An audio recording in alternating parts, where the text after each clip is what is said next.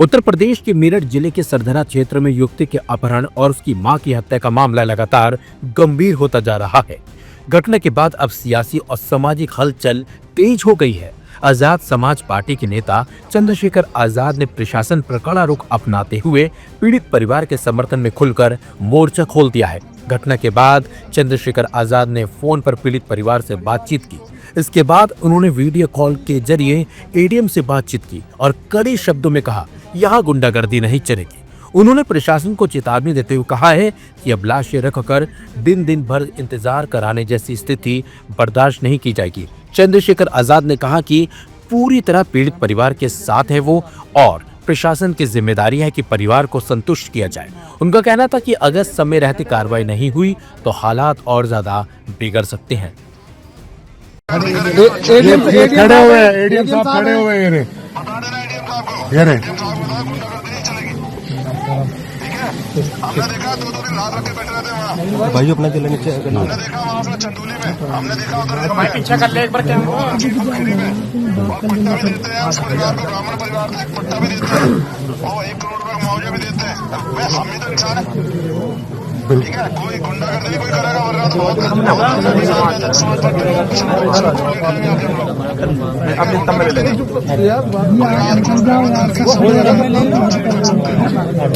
परिवार की जो भी परिवार की सहमति होगी तभी परिवार के साथ सब लोग खड़े हुए हैं यहाँ पर, ठीक है ना। और जितने लिखित में कोई चीजें नहीं होगी भैया, इतने ये लोग कुछ नहीं करेंगे, ठीक है। सारी से भी कहो परिवार को सहमत करे, ठीक है। लिखित में कराते हैं, सम्मान पूर्वक होगा। माँ है हमारी, बिल्कुल माँ है। ये ध्यान रखे प्रशासन, माँ है हमारी। सारे पुलिस के लोग, एडमिशन लोग ध्यान रखे, माँ है हमारी। उसने जन्म नहीं दिया भले, लेकिन माँ है हमारी, बिल्कुल, ठीक है। एक हाथ रास्ता वो देख चुके, दोबारा नहीं करने देंगे किसी को, जला दे उठा के। और गुंडागर्दी करने में लोग करके देख ले, बिल्कुल। राजनीति पीछे, पहले माँ के सम्मान की रक्षा करेगा, बिल्कुल ठीक है। बिल्कुल बिल्कुल, ठीक है भैया, ठीक है। जय भीम, जय भीम।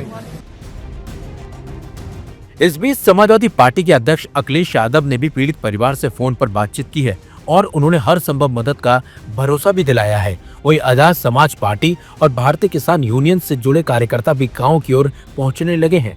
बढ़ते दबाव और संभावित तनाव को देखते हुए प्रशासन ने सुरक्षा व्यवस्था कड़ी कर दी है। गांव और आसपास के इलाकों में 10 थानों की पुलिस, आरएएफ और पीएससी की तैनाती कर दी गई है।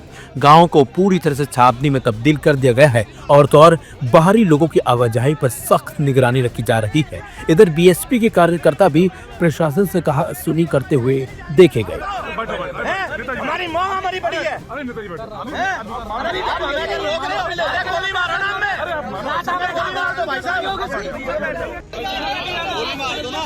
गोली मारो ना, अरे गोली मारो, जमार है ना, सरकार नहीं है ना हमारी, बदतमीजी करोगे तुम हमारे साथ, बदतमीजी करोगे।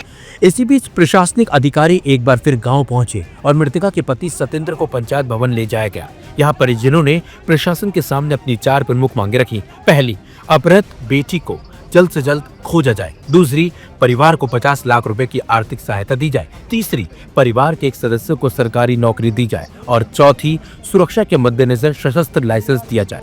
प्रशासन की ओर से परिजनों को अंतिम संस्कार के लिए मनाने की कोशिश हो रही है, लेकिन परिजन साफ कह चुके हैं कि जब तक बेटी की बरामदगी नहीं होती वे अंतिम संस्कार नहीं करेंगे। पीड़ित के भाई नरसिंह ने कहा कि घटना को 24 घंटे से ज्यादा का वक्त बीत चुका है और अब उन्हें अपनी बहन के साथ किसी अनहोनी की आशंका सताने लगी है। उन्होंने आरोपियों की जल्द गिरफ्तारी और उनके घर पर बुलडोजर कार्रवाई की मांग की है। वहीं पीड़िता के पिता ने बताया कि वे बेटी की शादी की तारीख तय करने वाले थे। मई में विवाह योजना थी जिसे अप्रैल में करने की तैयारी चल रही थी, लेकिन इस घटना ने पूरे परिवार की खुशियों को मातम में बदल दिया है। बताया जा रहा है कि गुरुवार को युवती अपनी मां के साथ खेत पर जा रही थी। रास्ते में आरोपी पारस ने युवती से छेड़छाड़ की। मां ने विरोध किया तो आरोपी ने गाली गलौज करते हुए फरसे से हमला कर दिया, जिससे महिला की मौके पर ही मौत हो गई। इसके बाद युवती को जबरन अगवा कर ले गए।